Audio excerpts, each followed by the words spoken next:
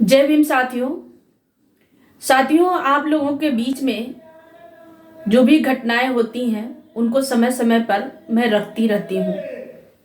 साथियों, आप लोगों के बीच में एक घटना और मैं लेकर के आई थी जो 25 दिसंबर 2022 को गोरखपुर काली मंदिर की एक बिटिया का गैंग रेप करके हत्या किया गया।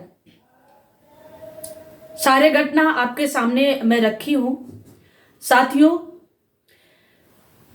उसमें बात है, सोचने वाली बात यह है कि उस घटना में गोरखनाथ थाने में एफआईआर दर्ज हुआ है, नामजद एफआईआर दर्ज हुआ है। साथियों, धारा 376, 302, 504, 506 लगाया गया है।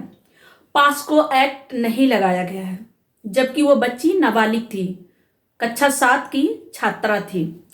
साथियों, खैर पास्को एक्ट तो बाद में इन्वेस्टिगेशन में भी लगाया जा सकता है, आगे पीछे हो सकता है, लेकिन मैं बात क्या कह रही हूं कि 302, 302 और 376 जैसे धाराओं में, नामजद जैसे धाराओं में एफआईआर दर्ज होता है गोरखपुर में, और एफआईआर दर्ज होने के बाद आरोपी गिरफ्तार नहीं हो रहे हैं। साथियों, मैं आपको काली मंदिर की घटना बता रही हूं।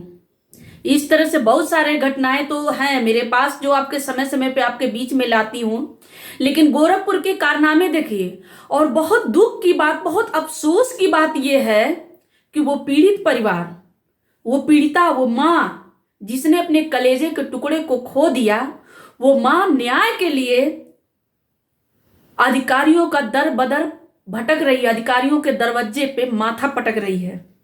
आपको मैं बात करूं तो आईजी साहब से मैं मिलवा चुकी हूं, एडीजी साहब से मैं तीसरी बार आज मिलवाई हूं। साथियों, लेकिन वहां भी एक ऐसी कैटेगरी बनाई गई है एडीजी साहब से मिलने के लिए कि डायरेक्ट कोई एडीजी साहब से नहीं मिल सकता। आप एप्लीकेशन लेकर जाइए तो बहुत सारा जोन बना दिए, महिला जोन में जाइए, पुरुष जोन में जाइए, तो यहां जाइए, तो वहां जाइए, एप्लीकेशन वहां दे करके चले आइए। ठीक है, आपके एप्लीकेशन में क्या और नहीं तो क्या कि मतलब जो वहां पे बैठे हुए अधिकारी होते हैं, कहना नहीं चाहिए, जो अधिकारी वहां बैठे हुए होते हैं, चाहे वो महिला जोन में हो चाहे वो पुरुष जोन में हो, जो एडीजी साहब से मिलवाने के लिए बीच में जो बैठे अधिकारी होते हैं, वो आपको पाठ पढ़ाते हैं, प्रोसेस दिखाते हैं कि अभी तो प्रोसेस चल रहा है। आप बताइए, 376 जैसे धाराओं में, 302 जैसे धाराओं में वो प्रोसेस दिखा रहे हैं कि अभी इन्वेस्टिगेशन चल रहा है। साथियों, जबकि 302, 376 जैसे धाराएं जिस भी केस में लगती है तो सबसे पहले नियमतः जो नामजद आरोपी हैं उनको पुलिस को गिरफ्तार कर लेना चाहिए, लेकिन गिरफ्तारी नहीं हो रही है। जांच के नाम पर पीड़िता को घुमाया जा रहा है। जांच के नाम पर यह कहा जा रहा है कि वहां पीड़िता से यह कहा जा रहा है कि इसमें लग रहा है आत्महत्या हुआ है, इसमें कुछ क्लियर नहीं समझ में आ रहा है। जबकि वीडियो जिस भी इंसान के पास से वीडियो बरामद हुआ है, नामजद हुआ है, जो नामजद जिसके घर में डेथ हुआ है, हत्या हुआ, वो इंसान सीसीटीवी कैमरा के अनुसार वो इंसान उस समय से, मौत के समय से लेकर के वहां तक वो मौजूद है। ये कोई इन्वेस्टिगेशन नहीं है, पुलिस सिर्फ फॉर्मेलिटी पूरा कर रही है। क्यों? क्योंकि काली मंदिर की जो पीड़िता है वो गरीब है, ओबीसी समाज की है, लेकिन गरीब है, चूल्हा चौकी दूसरों के घर में चूल्हा बर्तन करती है, दूसरों के घर में झाड़ू पोछा करके अपने जीवन यापन करती हैं। ऐसे लोगों को सुनवाई नहीं हो रही है। मजे की बात आपको बता दूं कि माननीय मुख्यमंत्री योगी आदित्यनाथ जी से वो पीड़िता 3 बार मिल चुकी है। साथियों, एक बार नहीं, इसको क्या कहेंगे आप?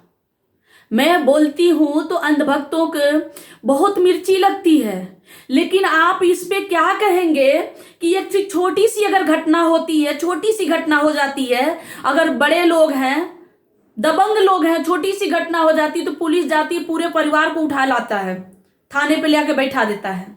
लेकिन यहां एक बेटी का गैंग रेप करके हत्या किया गया है और उसमें पुलिस गोल गोल घुमा रहा है।